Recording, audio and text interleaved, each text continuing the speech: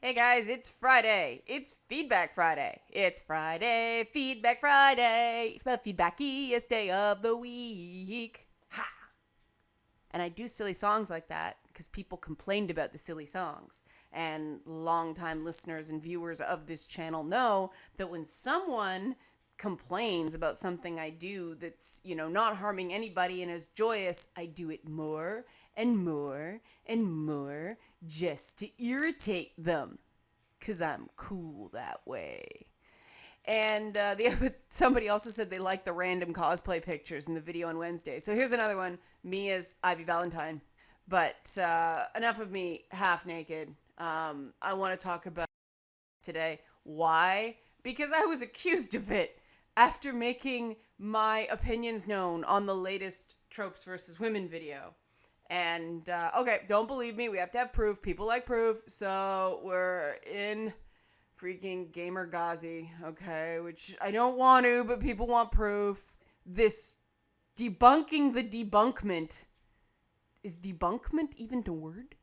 Um, this is this is sitting below a conversation about online abuse and harassment. That's how I know this is serious shit on Gamer Ghazi. Because, like, what? I'm right below harassment? Like, harassment's the most important meal of the day on Gamer Ghazi. So I go in here and somebody down here said something about revealing my privilege. Okay? Because Anita Sarkeesian was harassed. All right. Let's talk about that. Let's unpack that. First of all, the idea that I was debunking the Tropes versus Women video means that the person did not understand what I was saying. There's no, this is right or this is wrong or whatever. No, point by point. I deliberately did not go through point by point. I offered alternative ways of looking at things. And it was through a gamer's perspective. But, I'm just saying, like, okay, what she identified is a real thing, but let me tell you what it means to a gamer, you know? And, the thing about Samus Trans is, yes, it's true. The player is quote unquote rewarded for speedrunning Metroid with something, a altered cutscene at the end with Samus either without her helmet or in her underwear or whatever.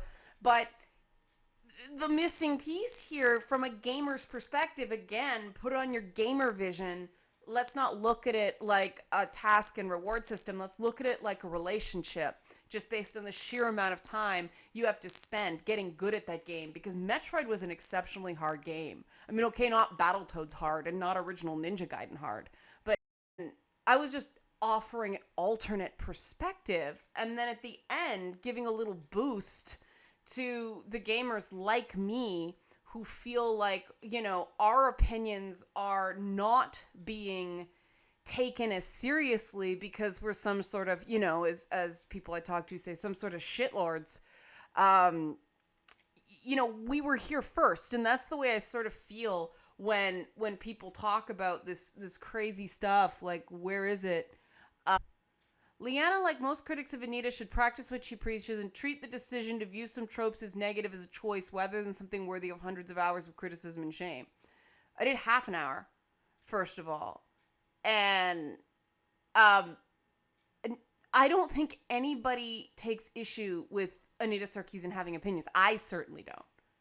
I have my opinions. She has her opinions. People are allowed to have opinions. Okay. The issue is not when an opinion is, I liked this, I didn't like this. Okay? A professional opinion is something very different. A professional opinion can be tested. And I'd like to remind you, ladies and gentlemen, I was writing about women's issues in gaming. There's an article back from 2012 while the Feminist Frequency Kickstarter for Tropes versus Women in Gaming was still going on. Like, Anita hadn't started, I was writing about women's issues in gaming, okay? I am a peer of Anita Sarkeesian's, or I should be. So I have earned the right to peer review her work. Okay, this idea that I shouldn't correct her on her professional output because of the crap she gets online. Well, that's apples and oranges, and that really shows the problem, the core of the problem with women in gaming, doesn't it? The idea that we should get an easier ride? No, no, no, no, no, no, no, no. There's something completely different between professional issues, which I welcome. I welcome people criticizing is the wrong word. Engaging with my work, right? I like that. I like when people sort of go, well, what about this? Or checking me if I've messed something up. That's a given, and that's part of the reason I do Feedback Friday, because if I do mess something up, I have the opportunity later in the week to come back and go, yeah, okay, sorry, or no, that's not what I meant, right? There's a back and forth. There's a back and forth with the people who watch my content, and that's what people have said they want. That's different than being attacked personally, and I really feel, just personally reading this, a lot of this is a personal attack, or assuming things about me, or quote unquote paraphrasing, which drives me crazy. If you're going to tell a subreddit that I said something, quote me exactly, please. Don't summarize. But the accusation of privilege is an interesting thing. Privilege is one of those things that is an important thing to understand. And it's an important thing to keep in mind. Privilege is the new thing, the new language for sort of what we used to say in pre-atheist days, there but by the grace of God. There but by the grace of God go I. The idea of privilege is just the idea that there's always people less fortunate than you, and it's important to keep that in mind. But the fact that it's become like codified and it's become this weapon now, and I don't like that. And the reason I don't like that, and I'm going to share some of the early Liana days with you guys, is because for all of my so-called privilege, all right, this is where I grew up. Jane Finch neighborhood of Toronto. Toronto's most dangerous place to be a kid. ? This is from 2013. So this is a few years ago, but where was this photo taken? Oakdale Community Center. Okay, walking distance from where I lived. Okay. And Grand Ravine Drive, used to hang out all the time. Jane Finch Community. C.W. Jeffries, CI. Okay. Kid got shot there 6 years ago. You go to C.W. Jeffries CI and you look on the trophy wall of the student achievement thing, you'll see my name at the time there. You'll recognize because it says Liana. The name's different because I changed it when I got married. But you'll see my name there. That's my high school. People got shot in my high school, in the most dangerous neighborhood to be a kid. And, it says, once again, by raw numbers, the most dangerous place to be a kid. Whenever someone starts going on and telling me to check my privilege, I'm like, why you gotta be that way? Because this is my background, okay? Like, this is a huge reason why I have the ability to empathize with the disenfranchised. Do they have any other pictures here? I don't know. No, they only have the one picture. That's too bad. View 3 photos. Let's see what we got. They make this look really nice. Like, that's a really nice basketball court for the neighborhood. If you drive by at night, half the streetlights are burnt out in this neighborhood the last time I came by. Okay, there's the vigil, like, they make it look pretty clean here. I guess it's because they shot in corners. But you can kind of see the condition of these buildings. It's government housing, okay, guys? It's not nice. And the funny thing, and this is where we get to privilege, is I could piss and moan about my upbringing all I want. But there were kids I went to school with who were black. And we used to have conversations, and they were always like, don't screw around. It was, they were trying to tell me don't have sex at the time, because if you get pregnant, you can't get pregnant. You can get out. That's what they kept saying to me. You can get out. And it was partially because I was really smart, and it was partially because I was white. A vocabulary, they said I talked good, sort of thing. And kids used to scold me like, you can't screw around like the rest of us. You can get out. And that was my understanding of privilege, but that's a very different thing than what most people get hit with, right? I mean, the idea of privilege is kind of like a superpower. It's like, hey, I can do something. And I think it was funny that Gamer Ghazi was trying to attack me with privilege when that, the ending of that video that they didn't understand at all, obviously, was me owning my privilege when I said, guys with daughters are saying that, I have to keep going because there's things I can do that they can't. That is owning an element of privilege. And everybody wants to go, no, you're a woman, they're a man, they immediately have more privilege than you. Well, privilege is not that simple, right? It's not just about me being a woman and I'm doomed forever. It's about, yeah, I'm a woman and I had obstacles ahead of me in certain areas, news being one of them, that are harder to overcome. And the trick is actually not to overcome them. The trick is to sidestep them. And this is this rambling thing people hate. But, part of the reason I started this YouTube channel was for my unvarnished, unrehearsed opinions. And it's very interesting that things have changed to the point that people want more structured stuff. I've heard that, guys. Okay, I've heard that. This is Feedback Friday, so I've heard that. The thing I will say to that is that wasn't the original intent of this channel. That doesn't mean I'm not going to listen to your feedback and incorporate it where I can. If you want more scripted stuff, fine, I've heard you. But going on and on and on and on and on about the fact that I ramble, that's the whole point of this. The whole point of this was initially to establish the fact that I am a gamer and I don't have to read from notes all the time because it's just in my head, right? And it's just in my head because gaming was a community feature back where I grew up. And this is part of the reason that I'm so bullish on split screen co-op.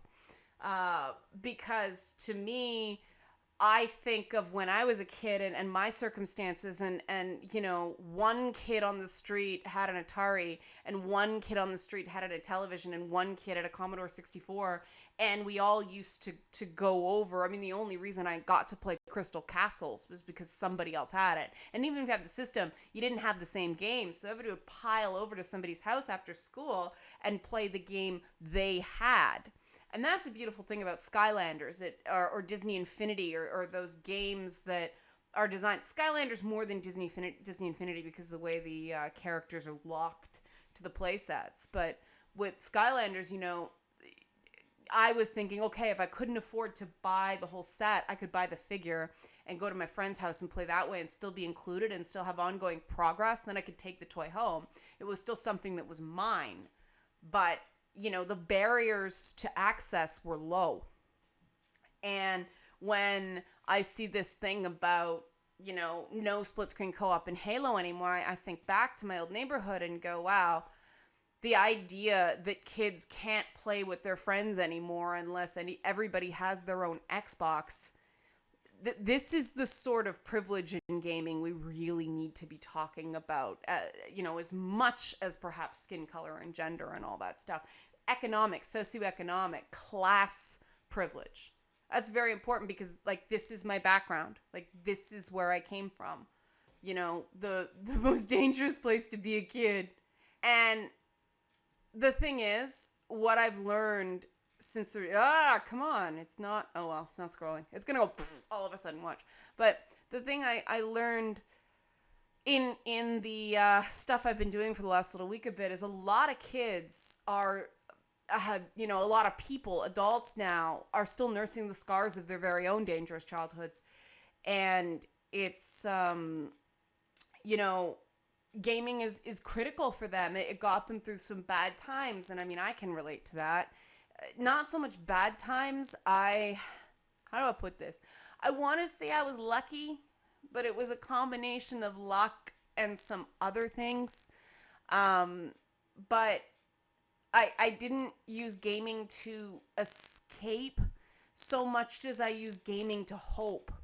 And, King's Quest was one of my favorite games as a kid, and it was this whole, noodly arm knight, not the guy you'd really expect to save the kingdom, but he did it by being clever, you and the player. And, you know, games like that made me think, okay, you don't have to start as the king. You can start as this like lowly squire type guy and work your way up. Life's not necessarily fair, but opportunities do present, you know. And that's what I think that's why I don't like cheat codes, because I life doesn't have cheat codes, and that's just my relationship to games. And this is where I segue into something else that happened this week. The Samus Aran is transgendered thing that I haven't had a chance to touch on. And it's sort of related because of the connection and the whole thing, and this made all freaky, and Forbes' layout is messed up. But I'm using Forbes because Eric Kane did a good response that I'm sort of going to riff on, and this is a good time to plug that I did a Skype interview with Eric that's going to air on this YouTube channel next Wednesday. It's an upcoming new feature I'm doing called Dialogue Options, which is a series of interviews with interesting personalities in gaming, not necessarily all famous, varying degrees, but we're trying to lift the dialogue in games. We're trying to get away from the clickbait, trying to get away from the fireworks, and actually have meaningful long form conversations about some things about games you may or may not know, so a bit of a plug there, but I highly recommend you read this article because it's going to be less rambly, there you go guys, than this is, because I'm trying to deal with a lot of stuff and I'm super tired today. But I wanted to touch on the idea of this whole Samus Trans thing. And Eric made some good points. He says, you guys can read it. If you believe she's a transgender woman and that helps you identify with her as a video game action hero, you should embrace that. Just don't expect everyone to agree with you and stomp your feet and call it canon. And I went, yeah, you're smart, Eric Kane. That's the issue. That's the crux of the issue. What this whole Samus Aran is trans thing is, it's interesting because the argument, as Eric says here, is Brianna Wu was arguing authorial intent. And that immediately, like, my brain immediately starts punching me in moments like that because of the specific university education I received. It was a combination of English literature, anthropology, and women's studies. You want to know why I'm cracked? That's why. But in English literature, you weren't allowed to use authorial intent. In humanities, you were, and I've talked about this before. And so I immediately went, no, you can't use authorial intent. That's a social criticism approach, not an artistic criticism one. Now, it made me realize that had I been hardcore sociology or something like that, authorial intent is justification. Now, same as switching genders in the development process isn't the kind of authorial intent you can use in a humanities approach that you can't use in an English literature approach. But there is something that justifies it, just not as canon. It's a concept called fanon. The idea that fan relationships with a work after it's been released can become a form of legitimate thought, commentary, or what other types of academics would call exegesis, and that sort of thing is considered thought about the work instead of the work itself. And like I said, some claim it's relevant. Others think it's very much relevant, you can add. I mean, world religions are all based on commentaries on commentaries on commentaries, or what, you know, Gamer Ghazi would call debunking of the debunkment. And then Kotaku in action. Hi, guys. Thanks for the support this week. Did the debunking of the debunkment to be the delightful little snarky people that we all know. But fanon, the thing about fanon is it makes some people feel intensely close to the work. And I mean, these are these relationships that people hint at, Sherlock Holmes and Watson being gay for each other. And I've seen very passionate arguments that subtext is there. And I'm like, okay, I can see that. Now that you've pointed out to me, I understand your viewpoint. And I understand the viewpoint that some people accept Samus Aran as a transgender woman because of her development history. I, as a creator, would not consider a character whose gender flips in the development process to be a transgender character. You don't write them that way. That's not part of their identity as a human being. When you get into the writer's room, you have to get in character voice, and that, would not be something you can't think about what the character was before they became who they are. By the same argument, you get Mama from Doki Doki Panic becoming Luigi in Super Mario 2. Does that make Luigi trans? Because you do get iterations of characters, right? You'll be working away and working away and working away on this one character. And then, your supervising editor or whoever will come in and go, no, guys, it's not that anymore. They're now a Black Hispanic lesbian. And you're like, well, there goes that cute boy subplot I was just working on, and back to the drawing board. And if you want to work for a living as part of a team writing, you have to get used to that. And so that character is no longer a Black Hispanic lesbian that used to be a straight white woman. That character is a Black Hispanic lesbian, and when you're writing her, you got to stick to that truth.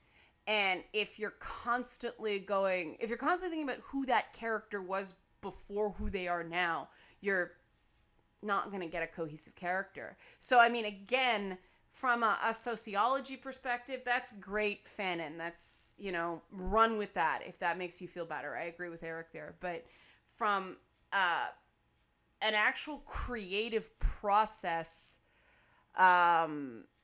perspective, for me, the last thing I want is the story of the development of a work to overshadow what's in the work, right? Because you realize you've left things out all the time. And I think it's sort of a dangerous precedent to start opening up that development process as canon in the finished work, because then you get complicated stuff. Like if developers have to be worried that, if they realized they had too many men and decided to make a male character female for diversity purposes, if they're going to start feeling pressure to,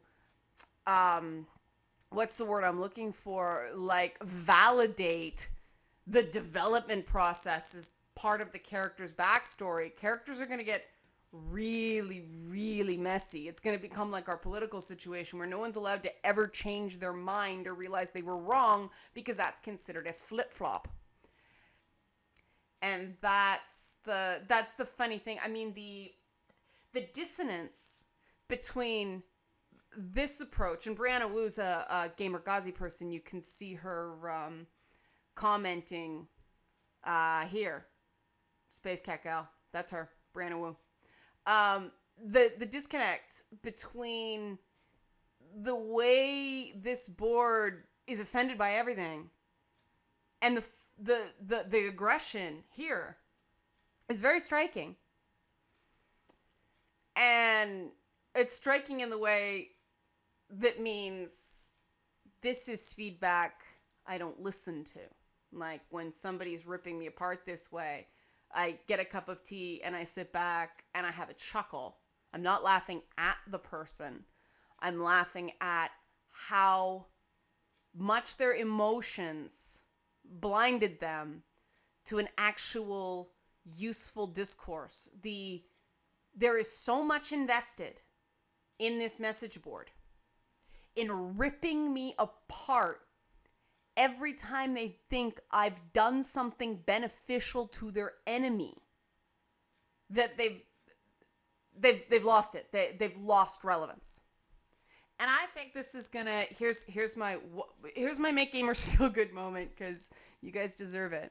I think that this sort of thing, this ad hominem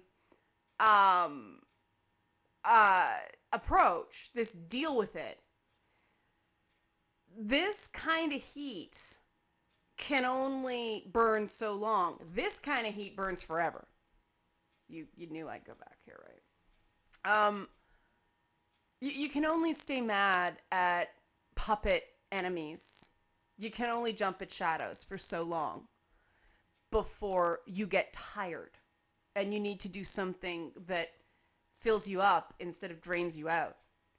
And I think this is the point that gaming's got to. I think that gamers together are saying, we came here to be filled up.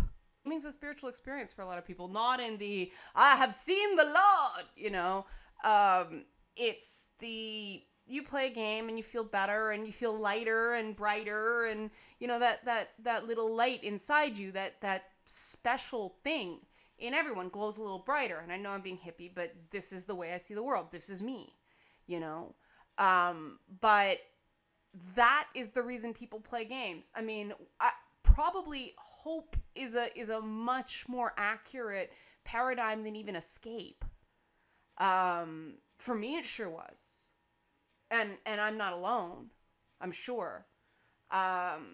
Gaming gives us a promise of a better world. Even something like Grand Theft Auto, believe it or not. What?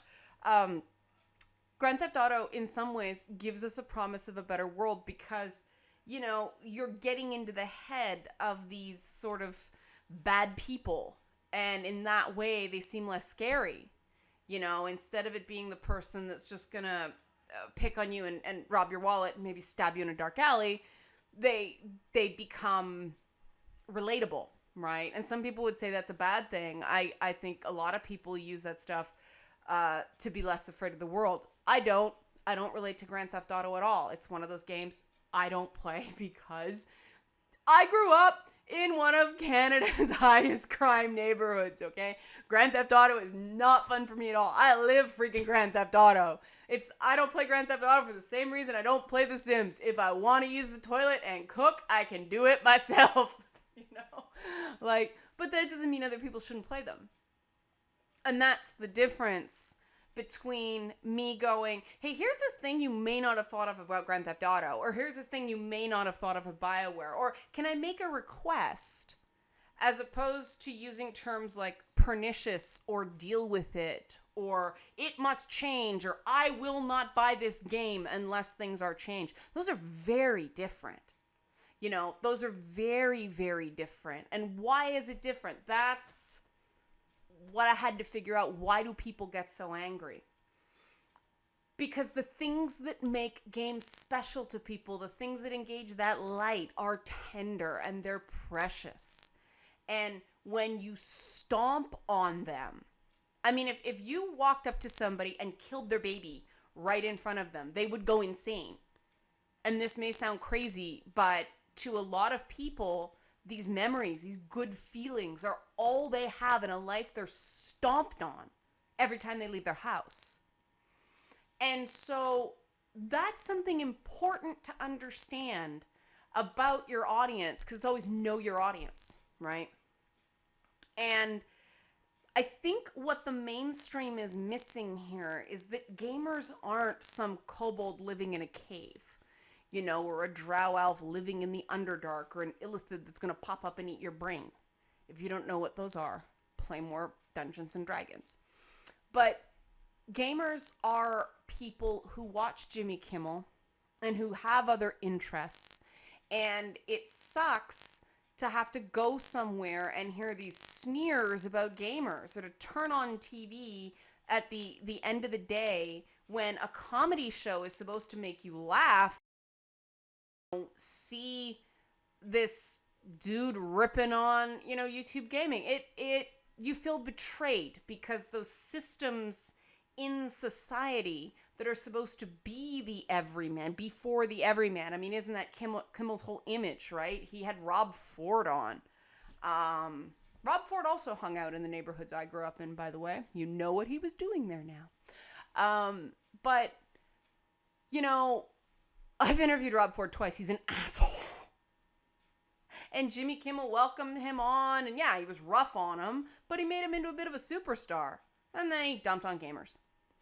And while I don't share the reaction, I understand it, and that's because I remember what it was like being that kid. I mean, it's the same reaction I saw when people made generalizations about black people in the neighborhood I grew up in. It was visceral. And unfortunately, it compounded all the stereotypes about black people in the reaction because it was just so huge. People getting up, flipping desks, storming out of the room, slamming doors. It's those moments you can't take anymore.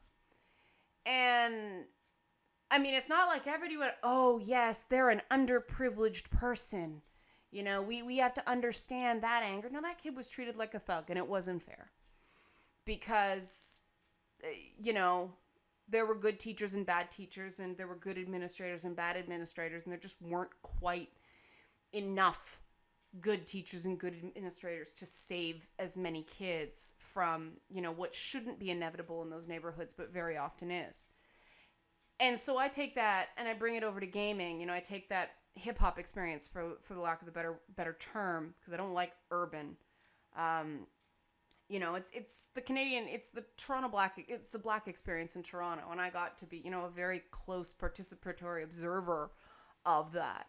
And so, I come over to gaming and I kind of think I'm in the same boat. The stereotypes aren't going to sting as much with me because they're not me. They're not describing me. I'm not a guy. And, I'm not really overweight and I don't have a neck beard. If I did, I could work in a sideshow and probably make more money. But, because I saw it before, I can relate now. And it's an incredibly mixed message. On the one hand, that people are saying you shouldn't fat shame when it involves women, and then they're getting the message that it's okay to do to men. It's not.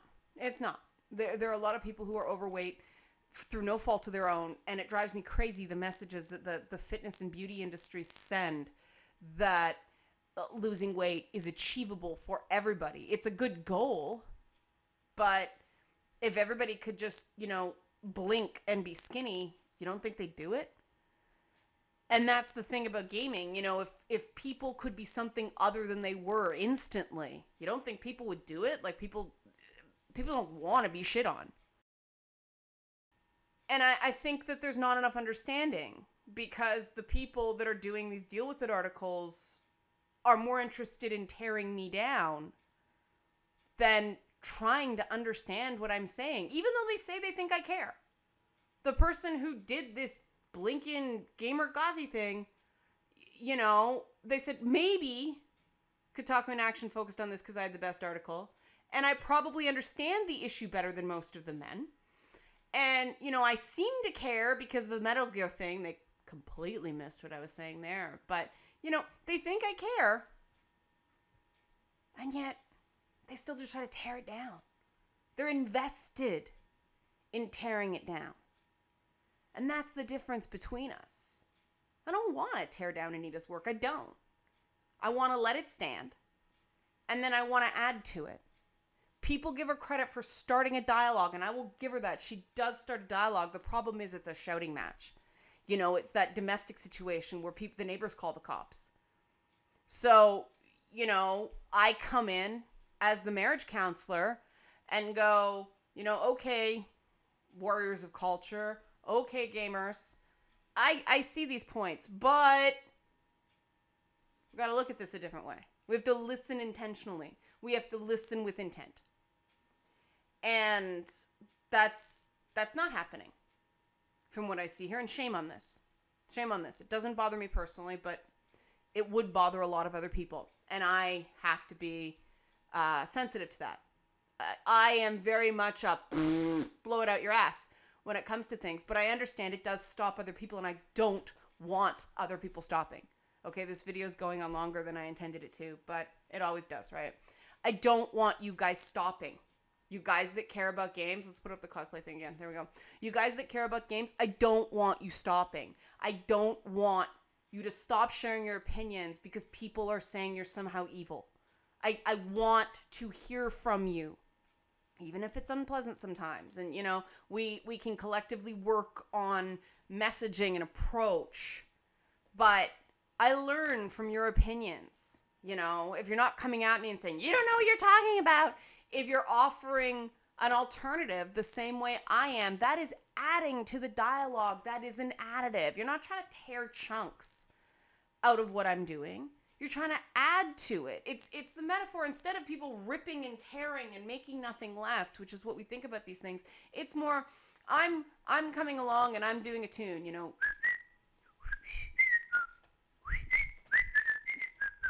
And then somebody will come along and add a clap, right?